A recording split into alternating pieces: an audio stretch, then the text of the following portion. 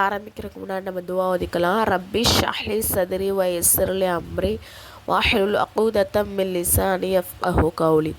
ரப்பி ஸித்னி இல்மா ரப்பி ஸித்னி இல்மா ரப்பி ஸித்னி இல்மா.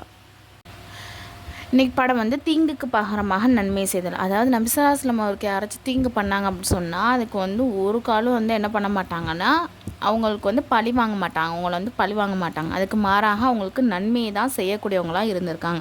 ஒரு தடவை வந்து நம்ம ஃபஸ்ட்டு பாட்டில் படித்தோம் இல்லையா, தாயிஃப் பயணம். அப்போ வந்து மக்காலேருந்து தாயிஃப்க்கு போய் ரசூல்லா வந்து இஸ்லாமிய அழைப்பு பண்ணி பண்ணுறாங்க. அப்போ அந்த மக்கள் என்ன பண்ணுறாங்க, சிறுவர்களை ஏவி என்ன பண்ணுறாங்க, கல்லை கொண்டு அடிக்க வைக்கிறாங்க.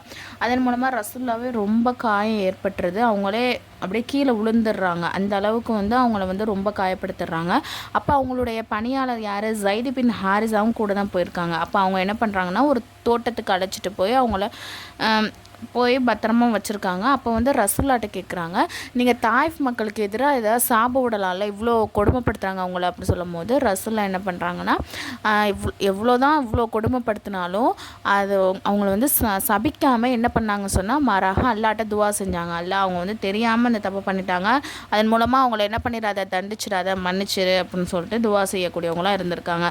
அதே மாதிரி ஒரு தடவை வந்து ஒரு யூதன் வந்து என்ன பண்ணுறான்னா அவன்கிட்ட வந்து ஒரு தடவை ரசூலா வந்து கடன் வாங்கியிருக்காங்க. அதை திருப்பி கொடுக்குற அந்த டேட்டு வர்றதுக்கு முன்னாடியே என்ன பண்ணுறான், அவன் வந்து ரசூலா வந்து இது கண்டிக்கிறான். அதாவது நீங்கள் என்னுடைய பணத்தை அப்படியே எடுத்துக்கலான்னு பார்க்குறீங்களா, என்னுடைய பணத்தை ஒழுங்குமுறையாக தந்துருங்க அப்படின்னு சொல்லிட்டு ரொம்ப சத்தம் போட்டு இது பண்ணுறான். அப்போ வந்து சுற்றி உள்ள சஹாபாக்கெல்லாம் நீ எப்படி வந்து ரசூல்லாவே இந்த மாதிரி நீ வந்து மிரட்டி கேட்கலாம்னு சொல்லிட்டு என்ன பண்ணுறாங்க, அடிக்க மிரட்டுறாங்க. யார், உமர் அலி வந்து மிரட்டுறாங்க. அப்போ வந்து ரசூல்லா என்ன பண்ணுறாங்கன்னா அவங்கள தடுத்துட்டு நீங்கள் வந்து அவருக்கு கொடுக்க வேண்டிய அந்த கடனை வந்து எடுத்து கொடுத்துருங்க, அதே மாதிரி நீங்கள் அவரை தேவையில்லாமல் மிரட்டினதுக்காண்டி 20 படி பேரிச்சம்பழத்தை என்னது எக்ஸ்ட்ராவும் கொடுங்க அப்படின்னு சொல்லிட்டு அவங்களுக்கு சொல்கிறாங்க. அதே மாதிரி வந்து இதெல்லாம் என்ன இந்த சம்பவத்துலேருந்து தெரியுது அப்படின்னு சொன்னால், என்ன தான் ரசூல்லாவை எதிரிகள் வந்து துன்புறுத்தினாலும் அவங்கள வேதனை செஞ்சாலும் என்னது அவங்களுக்கு எதிராக வந்து அவங்க பண்ணதே திரும்ப பண்ண மாட்டாங்க. சரிங்களா, ஒருத்தவங்க அடிக்கிறாங்க திட்டுறாங்கன்னா அதே ரிப்பீட்டாக பண்ணாமல் அவங்களுக்கு என்ன பண்ணுறாங்க, நன்மைகள் செய்கிறாங்க, அதை மன்னிச்சு விட்டுறாங்க. இதுலேருந்து என்ன தெரியுதுன்னா நம்மளும் இந்த மாதிரி பழக்கத்தை சின்ன சின்ன விஷயத்துக்கும் நம்ம வந்து என்ன பண்ணணும், நடந்துக்கணும். சின்ன விஷயத்தை ஏதாச்சும் பழி வாங்குறாங்க இது பண்ணுறாங்க அப்படின்னு சொன்னால் நம்மளும் என்ன பண்ணக்கூடாது, அவங்களுக்கு ஈக்குவலாக நின்றுட்டு நானும் பழி வாங்குவேன், திட்டுவேன், அடிப்பேன் அப்படின்னு இல்லாமல் நம்மளும் மன்னிச்சு விட்டுறணும். சரிங்களா, அந்த மாதிரி பழக்கத்தை இன்ஷா அல்லாஹ் நம்ம எல்லோரும் வந்து கொண்டு வரணும் வாழ்க்கையில். அதே மாதிரி இன்னொரு சம்பவம் என்ன சொல்கிறாங்கன்னா, ஒருத்தவர் வந்து கிராமவாசி வந்து பள்ளிவாசலுக்குள்ளே சிறுநீர் கழிச்சிடாது பாத்ரூம் போகிறாரு. அப்போ வந்து எல்லா மக்களும் என்ன பண்ணுறாங்கன்னா அவங்கள அடிக்கிறதுக்கு வர்றாங்க. அப்போ ரசூல்லா தடுத்துட்டு அவங்க பாத்ரூம் போன இடத்துல மட்டும் தண்ணியை ஊற்றி கழுவிட்டு உங்களுக்கு நல்ல விஷயங்களை கற்றுக் கொடுக்க தான் என்னது நான் வந்து வந்திருக்கேன், உங்களை வந்து அந்த செயல்களை வந்து கடுமையாக்குறதுக்கு நான் வந்து உங்களுக்கு உபதேசிக்கலை அப்படின்னு சொல்லிட்டு சொல்கிறாங்க. அதே மாதிரி ஒருத்தவங்க ஒரு செயலை தெரியாமல் செஞ்சுட்டாங்க அப்படின்னா அவங்கள போய் தண்டிக்கிறது மூலமாக அவங்களுக்கு இன்னும் கொஞ்சம் தான் வெறுப்பு வரும். அப்படி தானே, தெரியாமல் பண்ணிட்டாங்க அப்படின்னு சொன்னால் அவங்களுக்கு எடுத்து சொல்லி அவங்கள சரி செய்யணும் அப்படின்னு சொல்லிட்டு ரசூல்லா சொல்கிறாங்க. அதே மாதிரி வந்து ஒரு தடவை வந்து ஒரு கிராமவாசி ரசூல்லாவுடைய சட்டையை பிடிச்சி இழுக்கிறாரு. அதாவது ரசூல்லா முன்னாடி போய்கிட்டு இருக்காங்க, இவங்க பின்னாடி சட்டையை இழுத்தா கழுத்து நெறியும் இல்லையா, அந்த மாதிரி அப்படியே செவந்துருது அவங்களுக்கு கழுத்து, அந்த அளவுக்கு பிடிச்சி இழுத்து நீங்கள் வந்து நிறையா பொருள்லாம் வச்சுருக்கீங்களா, அதில் கொஞ்சம் எனக்கும் தாங்க அப்படின்னு சொல்லிட்டு கேட்குறது கடன். அதை வந்து எப்படி கேட்குறாரு, மிரட்டிக்கிட்டு கேட்குறாரு. அப்படி நம்மள்ட்ட யாராச்சும் ஒருத்தவங்க கேட்டால் நம்ம என்ன பண்ணுவோம், சும்மா விடுவோமா, அவ்வளோதான். கேட்குறதே இது கேட்குற ஓசி கேட்குற இப்படி மிரட்டி வேற கேட்குறேன்னு சொல்லிட்டு என்ன பண்ணுவோம், அவங்களே திருப்பி அடிப்போம், என்ன வேணால் செய்வோம் இல்லையா. ஆனால் ரசூல்லா அப்படிலாம் எதுவுமே பண்ணாமல் லைட்டாக சிரிச்சுட்டு என்ன பண்ணுறாங்கன்னா இவருக்கு தேவையானதை செஞ்சு கொடுங்க அப்படின்னு சஹாபாக்கிட்ட சொல்லிட்டு போயிடுறாங்க. அதே மாதிரி மக்காவாசிகள் வந்து என்ன பண்ணுறாங்கன்னா இது பண்ணியிருந்தாங்க இல்லையா, தடை பண்ணியிருந்தாங்களே 3 வருஷத்துக்கு இடையில் அவங்கள வந்து ஒரு பள்ளத்தாக்கில் போட்டு அடைச்சி வச்சுருந்தாங்க இல்லையா. அந்த மாதிரி வந்து அந்த நேரத்தில் வந்து பசி பட்டனையாக பெண்கள், சிறுவர்கள், குழந்தைகள் எல்லாருமே பசி பட்டனையாக வந்து 3 வருஷமாக அப்படி வச்சுருந்துருக்காங்க. சரிங்களா, அப்போ ஒரு தடவை வந்து நபியவர்கள் மதினா வந்தபோது யமாமா கூட்டத்தின் தலைவர் அந்த கூட்டத்தோட தலைவர் பேர் என்ன, சுமாமா. சரிங்களா, அவங்க என்ன பண்ணுறாருன்னா முஸ்லீம் ஆயிட்டார். அவர் ஒரு முறை நபியவர்களின் அனுமதியின்றி மக்காவாசிகளுக்கு ஒரு தானியம் கூட கொடுக்க மாட்டேன் அப்படின்னு சத்தியம் செஞ்சிட்டார். அவர் முஸ்லீம் ஆனதுக்கப்புறம். ஏன்னா இவங்க வந்து மக்காவாசிகள் 3 வருஷம் அடைச்சி போட்டு சாப்பாடே இல்லாமல் பண்ணியிருந்தாங்க இல்லையா. அப்போ வந்து மதினாவில் உள்ளவர் சரியா, அந்த சுமாமா. அப்போ அவர் என்ன சொல்கிறாருன்னா, நான் மக்காவாசிக்கு எந்த ஒரு தானியமே நான் கொடுக்கவே மாட்டேன் அப்படின்னு சத்தியம் செய்கிறாரு.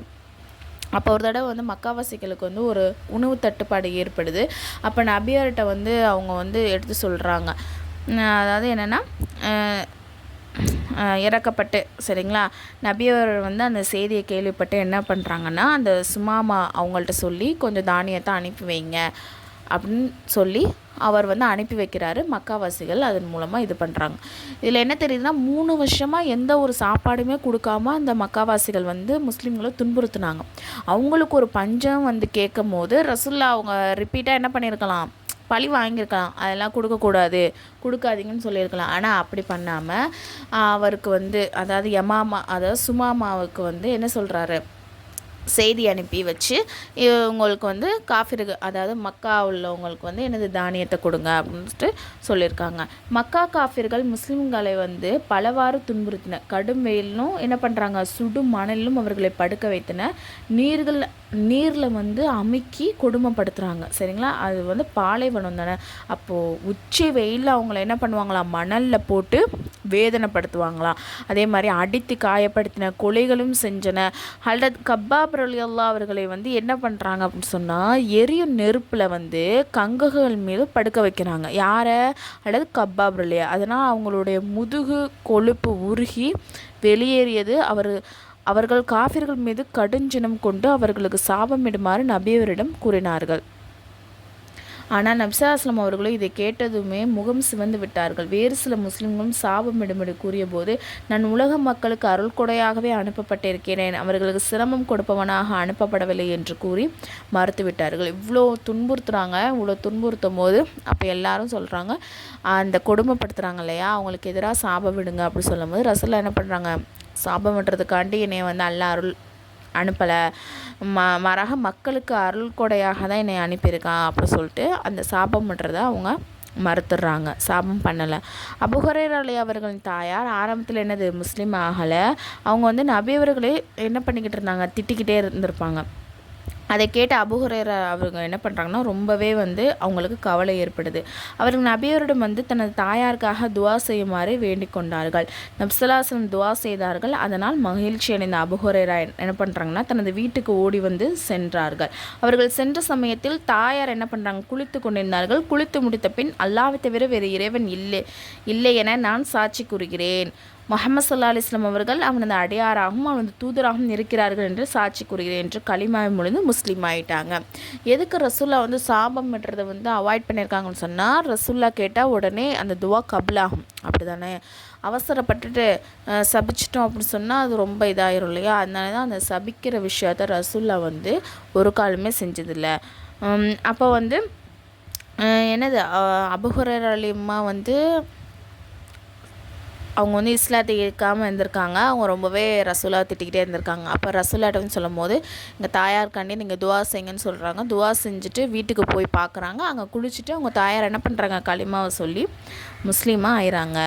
மாஷா அல்லாஹ். அஷ்ஹது லா இலாஹ இல்லல்லாஹு வ அஷ்ஹது அன்ன முஹம்மதன் அப்துஹு வ ரசூலுஹு அப்படின்னு சொல்லி என்னது களிமா முடிஞ்சு முஸ்லீம் ஆயிடுறாங்க. இந்த பாடத்தோட கொஷின், தாயிஃப் மக்கள் நபியவருடன் எவ்வாறு நடந்து கொண்டார்கள், நபியவர்கள் தாயிஃப் மக்களுக்கு என்ன துவா செய்தார்கள், ஸைத் பின் சானா என்பவரின் சம்பவத்தை கூறுக. ட்ரீம் முஅல்லமா கோர்ஸ், இதில் வந்து ஜாயின் பண்ணுற விருப்பம் உள்ள ஒன்லி லேடிஸ் மட்டும் கீழே வந்து டெலகிராம் லிங்க் வந்து கொடுத்துருக்கேன். அந்த குரூப்பில் வந்து ஜாயின் பண்ணிக்கோங்க. அதில் வந்து மற்ற டீட்டெயில்ஸ்லாம் இருக்குது.